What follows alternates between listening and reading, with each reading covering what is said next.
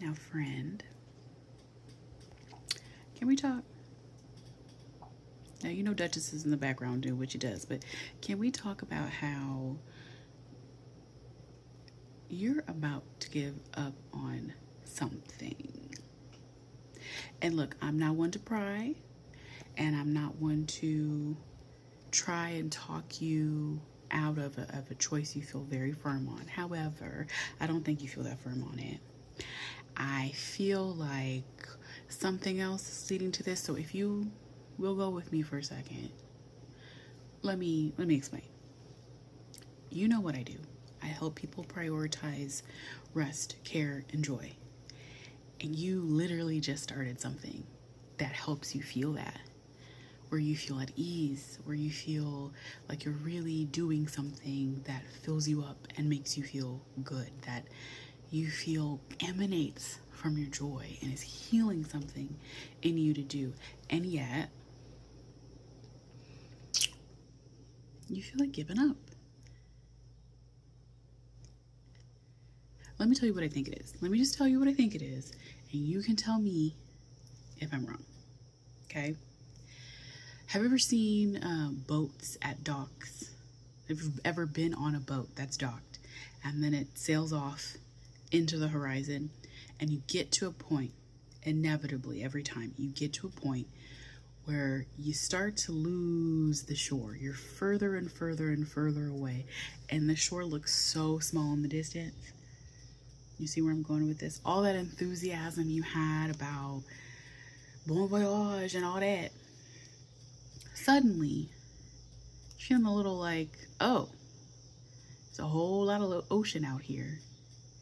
Oh, it's getting a little dark outside. A little uncertain, feeling a little uncomfortable, feeling a little scared. Here's where I think you are. You may be feeling this thing that you just started. You may be feeling like, I'll give an example. I just started a YouTube channel. I've wanted to do it since I was 18, 19 years old. I'm about to be 35. I have put this off for many years. So I can relate. I'm not trying to project, but I can relate.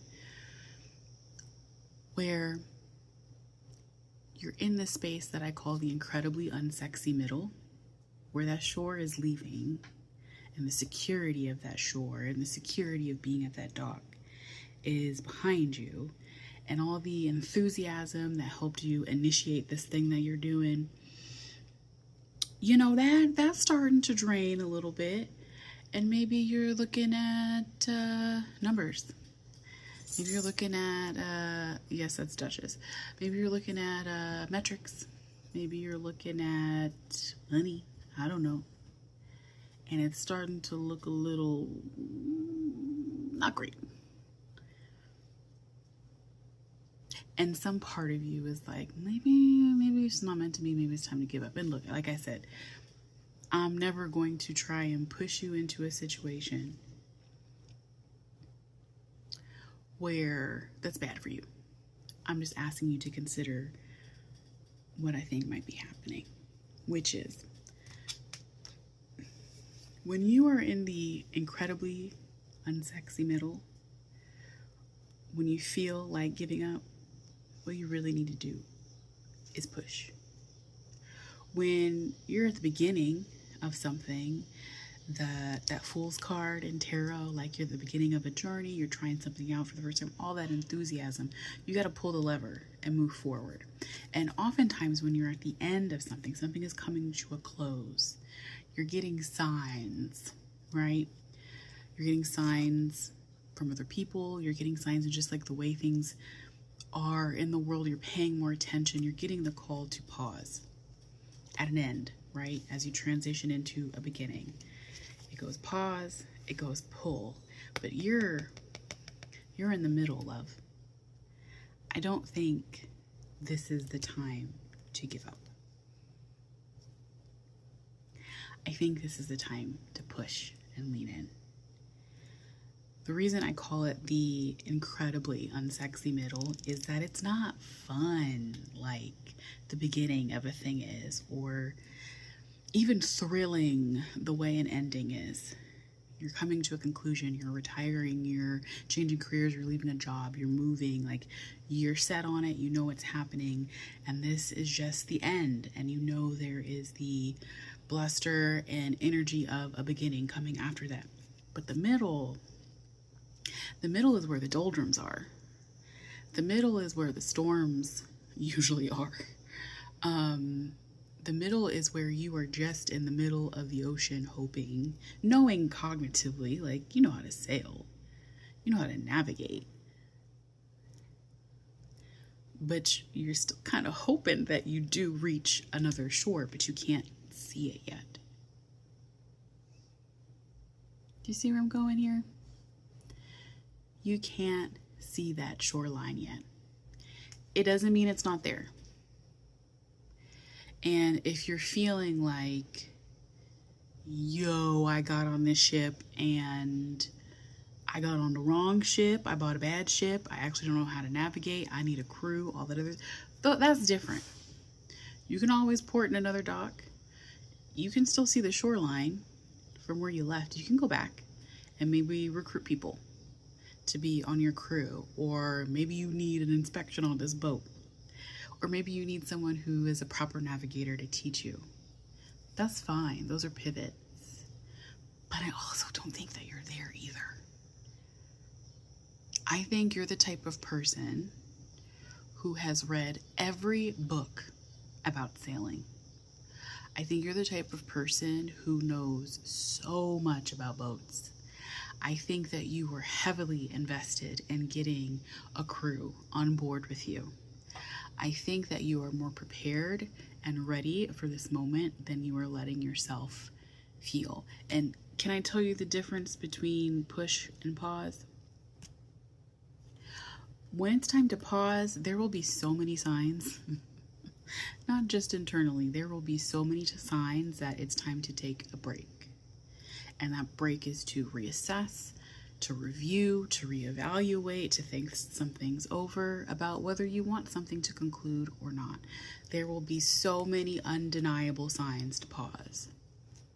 Why I think you're in that place to push is because your inner op, your inner saboteur is so freaking smart. Like, they know how to replicate a process so that it feels similar. Very fool's gold. It feels like it's time to pause, right? But follow the source of that voice, that inner voice that's like, maybe it's time to give up. Is it asking you to stop or to pause? Is it asking you from a place of shame? For example, I was taking screenshots because, I've been, I just started my YouTube, trying to build that up. And the first week, I was just like, I'm just going to post every day. I get my view counts, right? I get 10, I get 20, I get 30. I'm feeling I might as well bet $1 million. I'm feeling myself, right? And last week I went into the studio app and I took a screenshot. I got new subscribers, view count up. And then I was like, is it really that great? Is this really something that you should be feeling excited about right now? Don't you have bigger things to worry about? Do you really feel like you're doing something? Those are the questions, like the voice, that inner op that was coming up for me. That was very mean and coming from a place of shame, not from a place of progress, not even really from a place of reality, but coming from a place of shame. Shame will use your present circumstances to block your future opportunities. Ooh, ooh, that was good. That was good even for me, friend. Shame will use your present circumstances to block your future opportunities every single time. When they see, when you've ever had a real hater and they see you trying something new, putting yourself out there, and they see where it can go. They see the potential. Nobody sees potential like a hater. They see where it could go,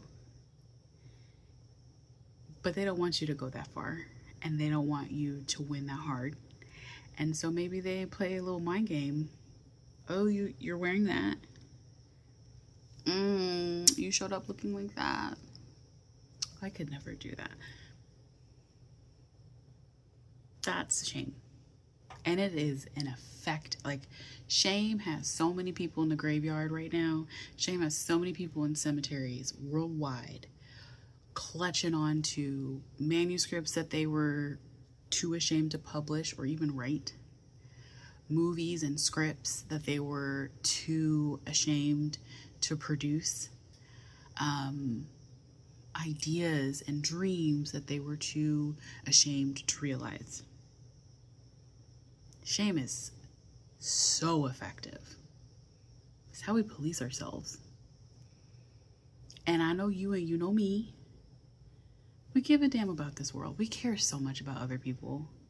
But sometimes, you know where I'm going. Sometimes we care so much about other people that we let their opinions keep us from hearing our own voice. We let their perceptions and the anticipation of their perceptions keep us from listening to ourselves. So I don't think you're in the space for pause. I think you are feeling, your old self is feeling the frustration of not having the certainty of that shore right by you. And new self is feeling the frustration and fear of wondering, do I really know how to navigate these waters? Because I read about it. I read everything I could about it. I got certifications in navigating stuff, but I ain't been in this storm before. I haven't been in this water before. But the practice is where the confidence comes from. The practice is where the learning comes from. You got to get in the water, and you are. And you should be congratulating yourself. You should be thanking yourself for making that choice. I see you, friend. And I'm so proud of you. And I think that's why I wanted to remind you, this is the time to push. It doesn't have to be the type of push where you exhaust yourself to the point where you can't navigate anymore. But just lean in a little bit. Try. And see, because I know that you have wanted this for a really long time. And I know that this means a lot to you because you are prioritizing and honoring your rest, your care, your well-being, your joy, your pleasure, your desire, your dreams. You're stepping into them in such a big way right now. And I would hate for you to go back to that shore and still be dreaming of the horizon where you're not there anymore, and still be wondering, what if I just pushed a little bit? What if I had just gone a little bit further? What if I had taken the boat over that horizon? What if I didn't look back? There's a time to push, there's a time to pull, there's a time to pause. Pause is usually at the end of something. That transition from end into a beginning. Pull is the beginning. But the motivation, there's a reason between pull and push. Because pull is usually the beginning, the opportunity is there. Just pull the lever. Just go for it. Push. Push requires that middle, that incredibly unsexy middle, like I called it, requires a lot of hope and a lot of faith. And the commitment is the action from those things. The belief, that there is another shore for you. The hope, you can call it trust if you want, the self-trust. And if self-trust is too hard right now, the trust in your crew. And if that's too hard right now, the trust that something outside of you wants this for you too. But some type of faith or hope or trust, and that action looks like the commitment. Commitment to keep trying, to keep showing up, right? What happens 3 months down the line? What happens 6 months down the line, friend? What happens in a year of you being in that middle and deciding you're going to push? I know you have wanted this for such a long time, and I know how easy it is for your inner op, the voice of everyone who has ever told you you can do something, to not trust yourself, to think that your dreams are silly. I know how easy it is to listen to that voice and let it lead you. All I'm asking you to do is to consider this one time to push. Because I know you can do it. Because I know that you want to do it. Because I know that you have worked so hard to even leave the dark. Try it, friend. Try to push. We can talk about it later. And if you need more support, if you need a break, if you need to rest, you know you can hit me up. I'll put the link down below. Hit me up for a personal rest session. Because you got it, friend. And it's time for you to push.